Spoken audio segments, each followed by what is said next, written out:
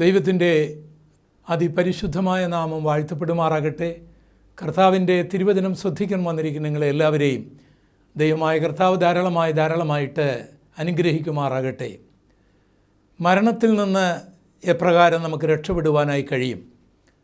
മരണത്തിൽ നിന്ന് നമുക്ക് രക്ഷപ്പെടുവാൻ കഴിയുമോ എന്നുള്ള ചോദ്യത്തിന് മറുപടിയാണ് ഇന്നത്തെ പ്രഭാഷണം. മനുഷ്യൻ മരിക്കാൻ ആഗ്രഹിക്കുന്നില്ല. മരണത്തിൽ നിന്ന് രക്ഷപ്പെടുവാനായിട്ട് അവൻ അശ്രാന്ത പരിശ്രമം ചെയ്യുന്നുമുണ്ട്. ഡോക്ടർമാർ, മെഡിക്കൽ മേഖലകളിൽ പ്രവർത്തിക്കുന്നവർ മനുഷ്യനെ മരണത്തിൽ നിന്ന് രക്ഷപ്പെടുത്തുവാനായിട്ട് അവരാപ്പകൽ അധ്വാനിക്കുകയാണ്. ഫയർഫോഴ്സുകാർ അഗ്നി മുഖാന്തരം മനുഷ്യൻ വെന്തുപോകാതിരിക്കാൻ അവർ പരിശ്രമിക്കുകയാണ്. ആരെങ്കിലും വെള്ളത്തിൽ വീണാൽ അതിൽ നിന്ന് രക്ഷപ്പെടുത്തുവാനായിട്ടുള്ള പരിശ്രമങ്ങളിലാണ്. ശത്രുക്കൾ നമ്മെ കൊല്ലാതിരിക്കേണ്ടതിന് നമ്മുടെ പട്ടാളക്കാർ നമുക്ക് വേണ്ടി കാവൽ നിൽക്കുകയാണ്. എന്നിട്ടും മരണം അതിൻ്റെ ജൈത്രയാത്ര തുടർന്നുകൊണ്ടേയിരിക്കുകയാണ്. ജനിച്ച എല്ലാ മനുഷ്യരും മരിച്ചു കഴിഞ്ഞു. ഇപ്പോൾ ജീവിക്കുന്നവരും മരിക്കും എന്നുള്ളതിൽ യാതൊരു സംശയവുമില്ല. ഈ മരണം മനുഷ്യജീവിതത്തിൽ വരുത്തുന്ന ദുഃഖങ്ങൾ, ദുരിതങ്ങൾ, വേദനകൾ, ഹൃദയഭേദകമായ ദീനരോധനങ്ങൾ ദിനംതോറും നമ്മൾ കേൾക്കുകയാണ്. ബലാത്സംഗം ചെയ്ത് കൊല്ലപ്പെടുന്നവർ, ക്രൂരന്മാരുടെ കത്തികൾക്കിരയായി കൊല്ലപ്പെടുന്നവർ, വെടികുണ്ടകൾക്കിരയായി കൊല്ലപ്പെടുന്നവർ, നീചന്മാരായ ചില ആൾക്കാർ പണത്തിനു വേണ്ടി തല്ലിക്കൊല്ലുന്നു, കൈകാലുകൾ കെട്ടിയിട്ട് കൊല്ലുന്നു, വാഹനം ഇടിച്ച് കൊല്ലപ്പെടുന്നു, വാഹനം ഇടിപ്പിച്ച് കൊല്ലുന്നു. ഇങ്ങനെ മരണത്തിൻ്റെ വൃത്താന്തം കൊണ്ട്, അതിൻ്റെ കഥ കൊണ്ട് നിറഞ്ഞു നിൽക്കുകയാണ് ഈ ലോകം. അതിൻ്റെ വേദന അനുഭവിക്കാത്ത ആരെങ്കിലും ഇവിടെ ഉണ്ടോ എന്നുള്ള ചോദ്യത്തിന് ഇല്ല എന്ന് മറുപടി പറയുവാനായിട്ട് കഴിയും. ഈ മരണത്തിൽ നിന്ന് മനുഷ്യൻ രക്ഷപ്പെടുവാനായിട്ട് കഴിയുമോ? കഴിയുമെന്നുള്ളതാണ് ഒരു യാഥാർത്ഥ്യം. അതാണ് നമ്മൾ ചിന്തിക്കുവാനായിട്ട് പോകുന്നത്. റോമർക്കെഴുതിയ ലേഖനം 7-ാം അധ്യായത്തിൻ്റെ 24-ാം വാക്യത്തിൽ അതിപ്രാധാന്യമായ ഒരു ചോദ്യമുണ്ട്. ആ ഭാഗം ഞാനൊന്ന് വായിച്ച് കേൾപ്പിക്കാം. റോമാലേഖനം 7:24. അയ്യോ, ഞാൻ അരിഷ്ട മനുഷ്യൻ, ഈ മരണത്തിന് അധീനമായ ശരീരത്തിൽ നിന്ന് എന്നെ ആർ വിടുവിക്കും? ഈ ചോദ്യം സമസ്ത ലോകത്തിൽ നിന്ന്, മനുഷ്യരിൽ നിന്ന് ഉയർന്നുകൊണ്ടിരിക്കുന്ന ഒരു ചോദ്യമാണ്. ആർക്ക് എന്നെ മരണത്തിൽ നിന്ന് വിടുവിക്കാനായിട്ട് കഴിയും? ഇതൊക്കെ മനസ്സിലാകണമെങ്കിൽ മരണം എങ്ങനെയാണ് മനുഷ്യനിൽ പ്രവേശിച്ചത്, മരണത്തിൻ്റെ അധികാരി ആരാണ്, മരണം എങ്ങനെയാണ് മനുഷ്യനിൽ നിന്ന് ഇനി മാറിപ്പോകുവാൻ ഇടയാകുന്നത്, ഇതിനെക്കുറിച്ചുള്ള പാഠം അനിവാര്യമാണ്. റോമാലേഖനം 5-ാം അധ്യായത്തിൻ്റെ 12-ാം വാക്യത്തിൽ മരണത്തിൻ്റെ പ്രവേശനം, ആദ്യമായി മനുഷ്യനിൽ മരണം പ്രവേശിച്ചതിനെക്കുറിച്ച് രേഖപ്പെടുത്തിയിട്ടുണ്ട്. ആ ഭാഗം ഞാനൊന്ന് വായിച്ച് കേൾപ്പിക്കാം. റോമർക്കെഴുതിയ ലേഖനം 5-ാം അധ്യായത്തിൻ്റെ 12 വാക്യം. അതുകൊണ്ട് ഏക മനുഷ്യനാൽ പാപവും പാപത്താൽ മരണവും ലോകത്തിൽ കടന്നു. എങ്ങനെയാണ് മരണം മനുഷ്യജീവിതത്തിൽ പ്രവേശിച്ചത്? ദൈവം മനുഷ്യനെ സൃഷ്ടിച്ചത് മരിക്കേണ്ടതിന് വേണ്ടിയായിരുന്നില്ല. എന്നാൽ പിശാച് വളരെ വിദഗ്ധമായിട്ട്, കാണുവാൻ ഭംഗിയുള്ളതാണ്, തിന്മാൻ രുചിയുള്ളതാണ്, ജ്ഞാനം പ്രാപിപ്പാൻ കാമ്യമായതാണ് എന്നൊക്കെ പറഞ്ഞുകൊണ്ട് ദൈവം അരുത്, തിന്നരുത് എന്ന് കൽപ്പിച്ച ആ വിലക്കപ്പെട്ട കനി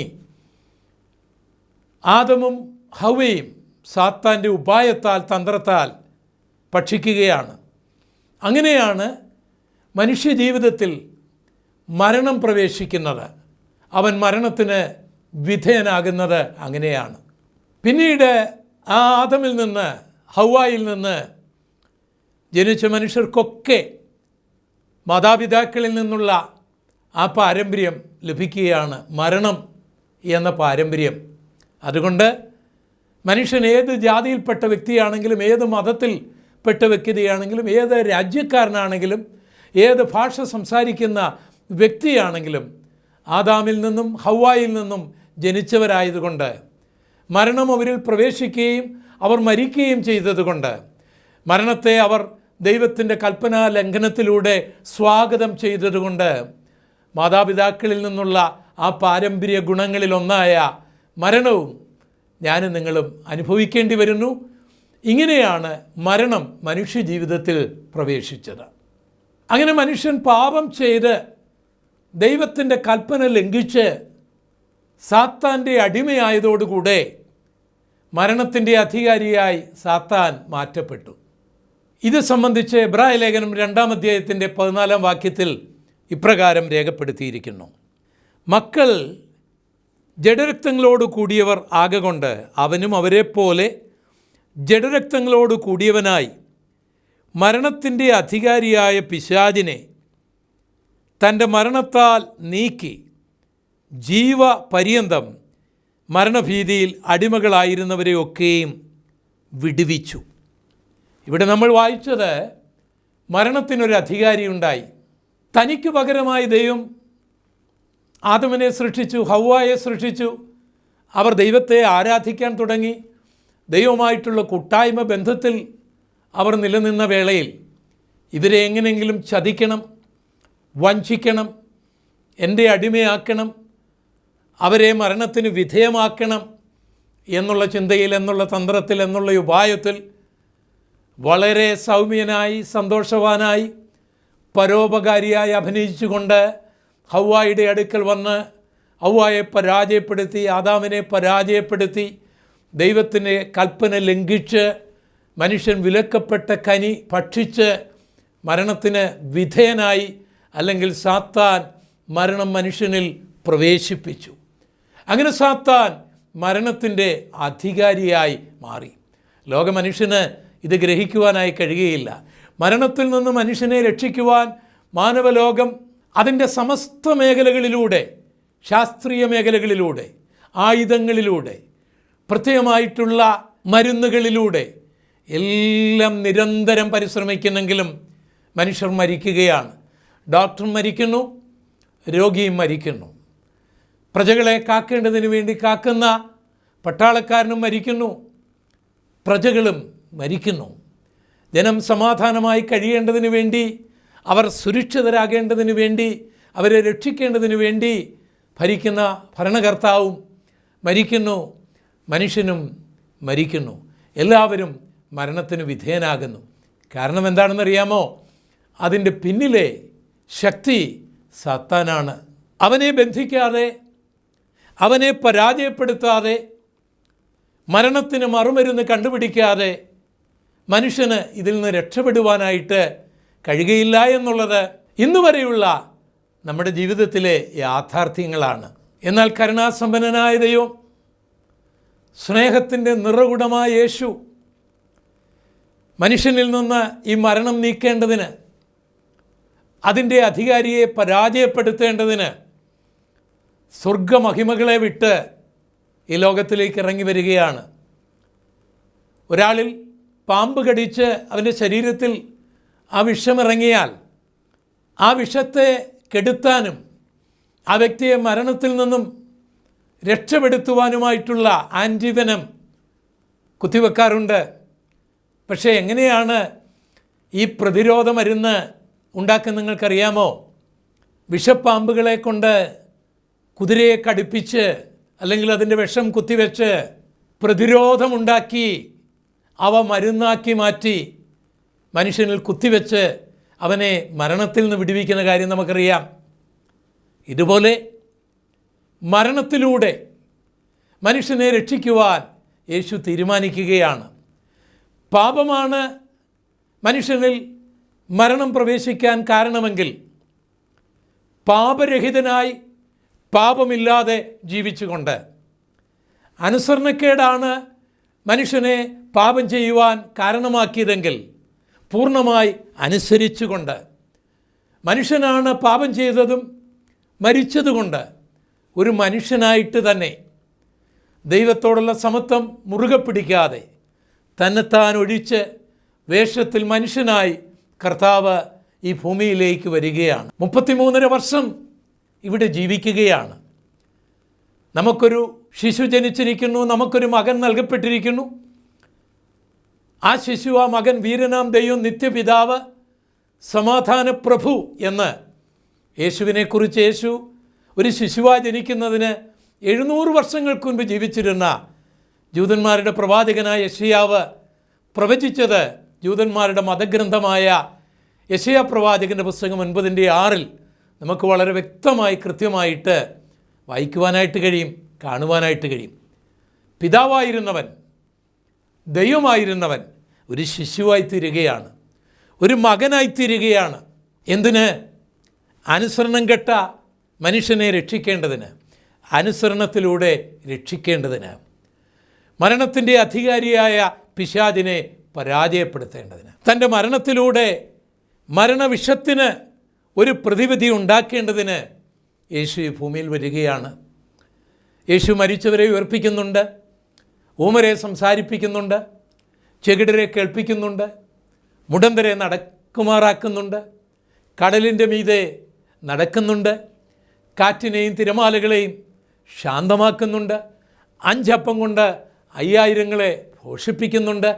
ഒരു മനുഷ്യൻ്റെ ശരീരത്തിന്, മനസ്സിന്, ആത്മാവിന് പ്രയോജനമുള്ള കാര്യങ്ങൾ പഠിപ്പിക്കുന്നുണ്ട്. സ്വർഗനരകങ്ങളെക്കുറിച്ച് പഠിപ്പിക്കുന്നുണ്ട്, സത്യദൈവത്തെക്കുറിച്ച് പഠിപ്പിക്കുന്നുണ്ട്, നീതിയും സ്നേഹവും ന്യായവും എല്ലാം എന്താണെന്ന് വ്യക്തമായി പഠിപ്പിക്കുന്നുണ്ട്. ലോകത്തിലെ ഒരു ഗുരുവിനും പഠിപ്പിക്കുവാൻ കഴിയാത്ത മനുഷ്യോപകാരമായ കാര്യങ്ങളൊക്കെ യേശു പഠിപ്പിക്കുന്നുണ്ട്. അങ്ങനെ യേശു മഹാനാണ്, യേശു ചരിത്രപുരുഷനാണ്, യേശു അത്ഭുത പുരുഷനാണ്. പക്ഷേ അതുകൊണ്ടൊന്നും മനുഷ്യൻ്റെ പാപത്തിന് പരിഹാരം വരികയില്ലല്ലോ, ആ പാപവിഷത്തിന് ഒരു പ്രതിരോധം ഉണ്ടാകുകയില്ലല്ലോ. അതുകൊണ്ട് കർത്താവ് മരിക്കുവാനായി തീരുമാനിക്കുകയാണ്. തൻ്റെ മരണത്തിലൂടെ പാപവിഷത്തിന്, മരണകരമായ ആ വിഷത്തിന് ഒരു പ്രതിരോധ മരുന്നുണ്ടാക്കാനായിട്ട് കർത്താവ് മരിക്കാൻ തയ്യാറാകുകയാണ്. അതിനു മുൻപായിട്ട് പിതാവിനെ പൂർണ്ണമായി അനുസരിച്ചുകൊണ്ട്, ഒരു പാപവും ചെയ്യാതെ പരിശുദ്ധമായി ജീവിച്ചുകൊണ്ടാണ് യേശു ക്രൂശു മരണത്തിനായിട്ട് കടന്നു പോകുന്നത്. യേശുവിൻ്റെ ക്രൂശു മരണത്തെക്കുറിച്ച്, യേശു കർത്താവ് മനുഷ്യനായി ജനിക്കുന്നതിന് അനേക വർഷങ്ങൾക്ക് മുൻപ് ജീവിച്ചിരുന്ന പ്രവാചകന്മാരൊക്കെ യേശു കർത്താവിൻ്റെ ക്രൂശു മരണത്തെക്കുറിച്ച് പ്രവചിച്ചിട്ടുണ്ട്. യേശു ജനിക്കുന്നതിന് 1000 വർഷങ്ങൾക്ക് മുൻപ് യെരുശലേമിൽ രാജാവായിരുന്ന ദാവീദ് യേശുവിൻ്റെ കാൽക്കരങ്ങൾ തുളയ്ക്കപ്പെടുമെന്നും തൻ്റെ വസ്ത്രം പകത്തെടുക്കപ്പെടുമെന്നുമൊക്കെ പ്രവചിച്ചിട്ടുണ്ട്. അത് നമ്മൾ 22-ാം സങ്കീർത്തനം 16-ാം വാക്യത്തിൽ വായിക്കുന്നുണ്ട്. യേശു കർത്താവ് മനുഷ്യനായി ജനിക്കുന്നതിന് 700 വർഷങ്ങൾക്ക് മുൻപ് ജീവിച്ചിരുന്ന യെശയ്യാ പ്രവാചകൻ മാനവലോകത്തിൻ്റെ പാപത്തിൻ്റെ പരിഹാരത്തിനായിട്ട് യേശു യാഗമായി തീരുമെന്ന് അദ്ദേഹം പ്രവചിച്ചിട്ടുണ്ട്. അത് നമ്മൾ യെശയ്യാ പ്രവാചകൻ്റെ പുസ്തകം 53-ാം അധ്യായത്തിൽ വായിക്കുന്നുണ്ട്. ഈ പ്രവചനങ്ങളൊക്കെ യേശു വായിക്കുകയും അത് വ്യാഖ്യാനിച്ച് തൻ്റെ ജനത്തെ പഠിപ്പിക്കുകയും ചെയ്ത കാര്യങ്ങളൊക്കെ നമ്മൾ ലൂക്കോസിൻ്റെ സുവിശേഷം 24-ാം അധ്യായത്തിൽ വായിക്കുന്നുണ്ട്. അങ്ങനെ യേശു തൻ്റെ മരണത്തെക്കുറിച്ച് പ്രവാചകന്മാർ പ്രവചിച്ച പ്രവചനം നിറവേറേണ്ടതിന് ഇവിടെ മനുഷ്യനായി ജനിക്കുകയാണ്. തൻ്റെ ക്രൂശു മരണത്തിന് മുൻപ് വളരെ വ്യക്തമായിട്ട് താൻ ക്രൂശിക്കപ്പെടുമെന്നും 3-ാം നാൾ ഉയർത്തെഴുന്നേൽക്കുമെന്നും വളരെ വ്യക്തമായി കൃത്യമായിട്ട് യേശു തൻ്റെ ശിഷ്യന്മാരോട് പറയുന്നുണ്ട്. അത് വിശുദ്ധ മത്തായിയുടെ സുവിശേഷം 26-ാം അധ്യായത്തിൽ നമുക്ക് വായിക്കുവാനായിട്ട് കഴിയും. 16-ാം അധ്യായത്തിൽ നമുക്ക് വായിക്കുവാൻ കഴിയും. എങ്ങനെ മരിക്കും, എവിടെ വെച്ച് മരിക്കും, എപ്പോൾ മരിക്കും, മരണാനന്തരം എന്ത് സംഭവിക്കും, താൻ ഉയർത്തെഴുന്നേൽക്കും എന്നീ കാര്യങ്ങളെല്ലാം മരണത്തിന് മുൻപ് വളരെ വ്യക്തമായി, വളരെ കൃത്യമായി പറഞ്ഞിട്ടാണ് യേശു മരണത്തിലേക്ക് നടന്നു നീങ്ങുന്നത്. കാരണം യേശുവിൻ്റെ മരണം എൻ്റെയും നിങ്ങളുടെയും പോലുള്ള ഒരു മരണമായിരുന്നില്ല. പാപം ചെയ്തുകൊണ്ടുള്ള മരണമല്ല യേശുവിൻ്റെ മരണം. തൻ്റെ മരണത്തിലൂടെ ഒരു പ്രതിരോധ മരുന്നുണ്ടാക്കാൻ, സാത്താനെ പരാജയപ്പെടുത്താൻ കർത്താവ് മരിക്കുകയാണ്, കർത്താവ് യാഗമാകുകയാണ്. ഇത് സംബന്ധിച്ച് കൊലോസ്യർക്ക് എഴുതിയ ലേഖനം 2-ാം അധ്യായത്തിൻ്റെ 15-ാം വാക്യത്തിൽ എഴുതിയിരിക്കുന്നത് ശ്രദ്ധിക്കുക. വാഴ്ചകളെയും അധികാരങ്ങളെയും ആയുധവർഗം വെപ്പിച്ച് ക്രൂശിൽ അവരുടെ മേൽ ജയോത്സവം കൊണ്ടാടി അവരെ പരസ്യ കാഴ്ചയാക്കി. വാസ്തവത്തിൽ എന്താണ് ക്രൂശ് മരണത്തിൽ സംഭവിച്ചത്? മരണത്തിൻ്റെ അധികാരിയായ പിശാചിനെ പരാജയപ്പെടുത്തുകയായിരുന്നു. മനുഷ്യന് മരണത്തിൽ നിന്ന് രക്ഷപ്പെടുവാനുള്ള മറുമരുന്ന് തൻ്റെ ക്രൂശ് മരണത്തിലൂടെ കർത്താവ് അവിടെ ഉണ്ടാക്കിയെടുക്കുകയായിരുന്നു. അതാണ് വിശുദ്ധ വേദപുസ്തകത്തിലെ യേശുവിൻ്റെ ക്രൂശ് മരണത്തിൻ്റെ അർത്ഥം. അല്ലാതെ റോമാക്കാരുടെ അധികാരമോ അവരുടെ ആയുധബലമോ ജൂതന്മാരുടെ തന്ത്രങ്ങളോ ഒക്കെ അതിൻ്റെ പിന്നിൽ പ്രവർത്തിച്ചതായിട്ട് നമുക്ക് തോന്നുമെങ്കിലും മരണത്തിൻ്റെ പ്രധാനമായ കാരണം മരണത്തിൽ നിന്ന് മനുഷ്യരെ രക്ഷിക്കേണ്ടതിനും മരണത്തിൻ്റെ അധികാരിയായ പിശാചിനെ പരാജയപ്പെടുത്തേണ്ടതിന് വേണ്ടിയാണ് യേശു മരിച്ചത്. യേശുവിന് വേണമായിരുന്നെങ്കിൽ തൻ്റെ ശത്രുക്കളെ എല്ലാം നിഗ്രഹിക്കുവാൻ കഴിവുണ്ടായിരുന്നു. യേശുവിന് വേണമായിരുന്നെങ്കിൽ തൻ്റെ വിരൽത്തുമ്പിൽ സൂര്യഗോളത്തെ കൊണ്ടുവന്ന് ശത്രുക്കളുടെ മുമ്പിൽ ഇടുവാനായിട്ട് കർത്താവിന് കഴിയുമായിരുന്നു. പ്രപഞ്ചത്തിൻ്റെ സൃഷ്ടിതാവാണ് യേശു, പ്രപഞ്ചത്തിൻ്റെ കർത്താവാണ് യേശു. തനിക്ക് ഏത് ശത്രുവിനെ നിഗ്രഹിക്കുവാൻ കരുത്തും കഴിവുമുണ്ടായിരുന്നു. അല്ലെങ്കിൽ അവരുടെ ഇടയിൽ നിന്ന് അപ്രത്യക്ഷനാകാനോ തൻ്റെ മുഖരൂപം മറ്റാർക്കെങ്കിലും കൊടുത്ത് രക്ഷപ്പെടുവാനോ ഒക്കെ യേശുവിന് കഴിയുമായിരുന്നു. പക്ഷേ ബൈബിളിലെ യേശു, ദൈവകുമാരനായ യേശു, വിശുദ്ധനായ യേശു മാനവലോകത്തിൻ്റെ പാപത്തിൻ്റെ പരിഹാരത്തിന് വേണ്ടി മരിക്കുവാനാണ് വന്നത്. അതുകൊണ്ട് ഇന്നും ദുഷ്ടനായ സാത്താൻ, തന്ത്രശാലിയായ സാത്താൻ യേശുവിൻ്റെ ക്രൂശു മരണം, അതിൻ്റെ അർത്ഥം, അതിൻ്റെ പ്രയോജനം മനുഷ്യർ ഗ്രഹിക്കരുത് എന്ന് ആഗ്രഹിച്ചുകൊണ്ട് അവൻ്റെ വിഷക്കനികൾ വീണ്ടും വീണ്ടും അവരിൽ നിറയ്ക്കുമ്പോൾ യേശുവിൻ്റെ ക്രൂശു മരണത്തിൻ്റെ അർത്ഥം മനസ്സിലാക്കിയ ജനകോടികൾ കർത്താവിൻ്റെ അടുക്കിലേക്ക് ഓടി വരികയാണ്. പ്രിയപ്പെട്ടവരെ, മരണം പ്രവേശിച്ചത് മനുഷ്യൻ്റെ പാപമുഖാന്തരമാണ്. അങ്ങനെ മരണത്തിൻ്റെ അധികാരിയായി പിശാച് മാറി. എന്നാൽ യേശു തൻ്റെ മരണത്തിലൂടെ പിശാചിനെ പരാജയപ്പെടുത്തി അവൻ്റെ മേൽ ജയം കൊണ്ടാടി മരണഭീതിയിലുള്ളവരെ ആ മരണത്തിൻ്റെ ഭീതിയിൽ നിന്ന് വിടുവിച്ചു. ആകയാൽ യേശു കർത്താവിനെ രക്ഷകനായി സ്വീകരിക്കുന്നവർക്ക് എന്നേക്കുമായി മരണത്തിൽ നിന്ന് രക്ഷപ്പെടുവാനായിട്ട് കഴിയും. അതിനെക്കുറിച്ച് തുടർന്ന് നമ്മൾ ചിന്തിക്കാൻ പോകുകയാണ്. തെസ്സലോനിക്കർക്ക് എഴുതിയ ലേഖനം 4-ാം അധ്യായത്തിൻ്റെ 16-17 വാക്യങ്ങൾ. കർത്താവ് താൻ ഗംഭീരനാദത്തോടും പ്രധാന ദൂതൻ്റെ ശബ്ദത്തോടും ദൈവത്തിൻ്റെ കാഹളത്തോടും കൂടി സ്വർഗത്തിൽ നിന്ന് ഇറങ്ങി വരികയും ക്രിസ്തുവിൽ മരിച്ചവർ മുൻപേ ഉയർത്തെഴുന്നേൽക്കുകയും ചെയ്യും.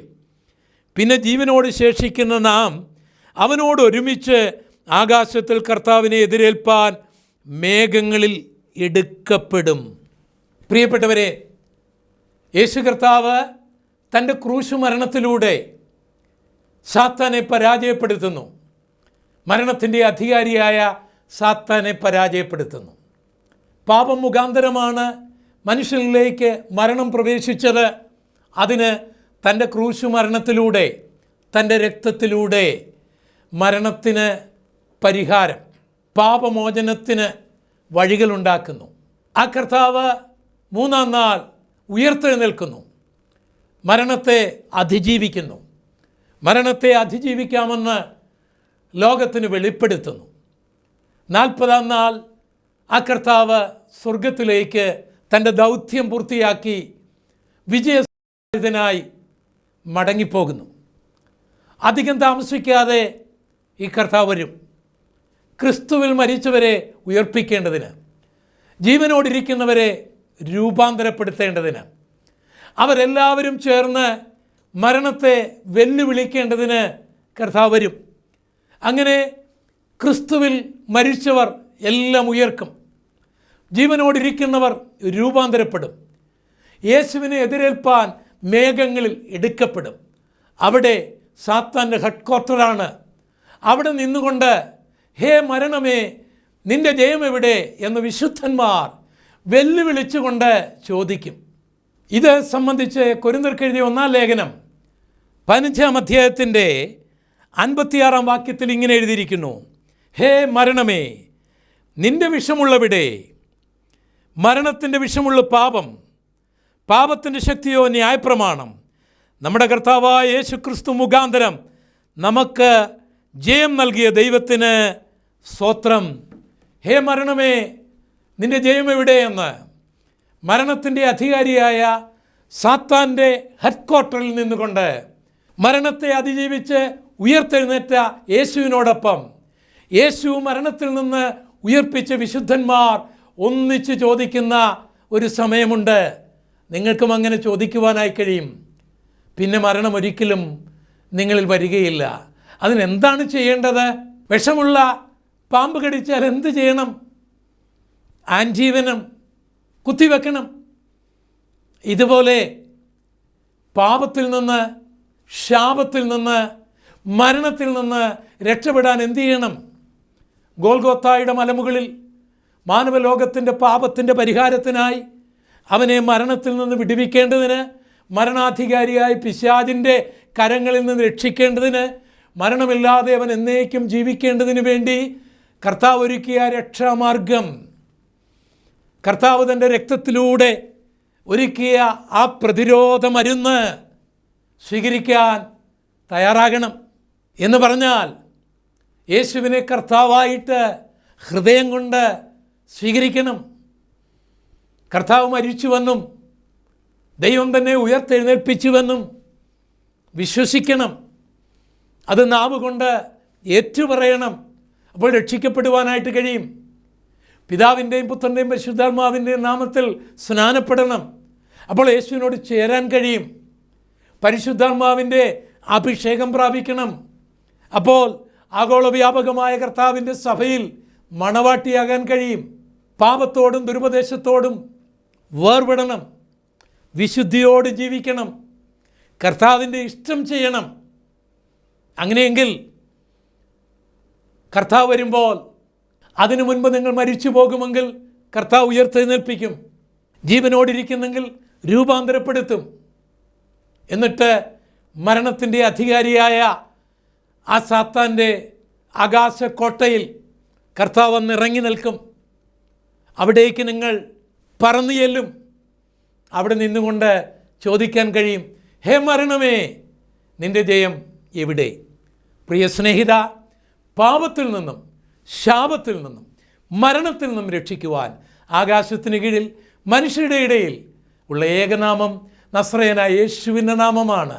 ആ കർത്താവിനെ സ്വീകരിച്ച് പാപമോചനം പ്രാപിക്കുക, ശാപമോചനം പ്രാപിക്കുക, മരണത്തിൽ നിന്ന് രക്ഷപ്പെടുക, നിത്യമായി കർത്താവിനോടൊപ്പം ജീവിക്കുവാൻ ഇടയാക്കുക. അല്ല എങ്കിൽ ശാരീരിക മരണം മാത്രമല്ല, എന്നേക്കുമുള്ള മരണം, നിത്യമരണം, നരകവാസം ലഭ്യമാകുമെന്നും ഈ ബൈബിൾ നമ്മളെ പഠിപ്പിക്കുന്നുണ്ട്. ആകയാൽ ഈ സുപ്രസാദ കാലത്ത്, ഈ രക്ഷാദിവസത്തിൽ, ഈ കൃപയുടെ സമയത്ത് നാളെയാക്കാതെ യേശുവിൻ്റെ അടുക്കലേക്ക് വരാം. കർത്താവായ ദൈവം നിങ്ങളെ എല്ലാവരെയും അതിനായിട്ട് അനുഗ്രഹിക്കുമാറാകട്ടെ. നമുക്ക് പ്രാർത്ഥിക്കാം. ഞങ്ങളുടെ കർത്താവായ യേശുവേ, മരണത്തിൻ്റെ അധികാരിയായ സാത്താനെ ക്രൂശ് മരണത്തിൽ പരാജയപ്പെടുത്തിയ കർത്താവേ, മരണഭീതിയിൽ അടിമകളായിരുന്ന ഞങ്ങളെ വിടുവിക്കാൻ ക്രൂശിൽ മരിച്ച കർത്താവേ, മരണത്തിനപ്പുറം ഒരു ജീവിതമുണ്ടെന്നും മരണത്തിൽ നിന്ന് അതിജീവിക്കാൻ കഴിയുമെന്നും ഉയർപ്പിലൂടെ ഞങ്ങളെ പഠിപ്പിച്ച കർത്താവേ, അവിടുന്ന് അധികം താമസിക്കാതെ വരും. ക്രിസ്തുവിൽ മരിച്ചവരെ അങ്ങ് ഉയർപ്പിക്കും, ജീവനോടിരിക്കുന്നവരെ രൂപാന്തരപ്പെടുത്തും. ആ കൂട്ടത്തിൽ ഞങ്ങളെല്ലാവരും ഉണ്ടായിരിക്കാൻ അങ്ങിടയാക്കണമേ. എല്ലാവരെയും അനുഗ്രഹിക്കണമേ. യേശു കർത്താവിൻ്റെ പരിശുദ്ധമുള്ള നാമത്തിൽ അപേക്ഷിക്കുന്നു. കൃപ തോന്നി കേൾക്കുമാറാകണമേ. ആമേൻ. ദൈവം ഈ വചനങ്ങളാൽ നിങ്ങളേവരെയും ധാരാളമായി അനുഗ്രഹിക്കുമാറാകട്ടെ. ആമേൻ. ഗോഡ്ലി ലിങ്ക് പ്രസൻസ് രാഷ്ട്രീയ പ്രവചനങ്ങൾ, ശാസ്ത്രീയ പ്രവചനങ്ങൾ. പാലസ്തീൻ ഇസ്രയേൽ പ്രശ്നങ്ങൾ 3000 വർഷങ്ങൾക്ക് മുമ്പേ പ്രവാചകന്മാർ പ്രവചിച്ചതാണ്. ഭീകരപ്രവർത്തനങ്ങളും ഭൂകമ്പങ്ങളും മഹാരോഗങ്ങളും സുനാമിയും ആഗോളതാപനവും ഉണ്ടാകുമെന്ന് യേശു പ്രവചിച്ചിരുന്നു. രാജഭരണം തകരുമെന്നും ജനാധിപത്യ ഭരണം വരുമെന്നും ഭരണകൂടങ്ങൾ ഉറപ്പില്ലാതെ ഇളകുമെന്നും ഒബാമയെപ്പോലുള്ളവർ ഭരിക്കുമെന്നും 3000 വർഷങ്ങൾക്ക് മുമ്പേ ബൈബിൾ പ്രസ്താവിച്ചു. മനുഷ്യന്റെ ബഹിരാകാശ യാത്രകൾ, ടെലിവിഷൻ, കമ്പ്യൂട്ടർ, യന്ത്രമനുഷ്യൻ തുടങ്ങി ശാസ്ത്രീയ പുരോഗമനങ്ങൾ ബൈബിൾ പ്രവചനങ്ങളുടെ നിവൃത്തിയാണ്. വായിക്കുക പോൾ ഗോപാലകൃഷ്ണൻ കൊച്ചറയുടെ പുതിയ പുസ്തകം രാഷ്ട്രീയ പ്രവചനങ്ങൾ, ശാസ്ത്രീയ പ്രവചനങ്ങൾ. പുസ്തകം തപാലിലും ബുക്ക് ഷോപ്പുകളിലും ലഭിക്കും. Phone number 9961821048. രാഷ്ട്രീയ പ്രവചനങ്ങൾ, ശാസ്ത്രീയ പ്രവചനങ്ങൾ.